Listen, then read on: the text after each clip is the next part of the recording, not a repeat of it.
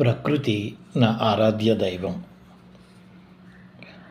ఎందుకంటే ఈ అనంతమైనటువంటి విశ్వము ప్రకృతిలో భాగం కాబట్టి. ప్రకృతిలో భాగమైనటువంటి సూర్యభగవానుడంటే నాకు ఏదో ఒక తెలియనటువంటి అనుభూతి. సూర్యభగవానుడు అని నేను ఎందుకు అన్నానంటే, నాకు కనిపించే దైవము, ప్రత్యక్ష దైవము. అలా ఎందుకు అంటున్నాను అంటే దానికి కూడా ఒక కారణం ఉంది. ఈ అనంతమైన జీవకోటికి కిరణజన్య సంయోగ క్రియ జరగటానికి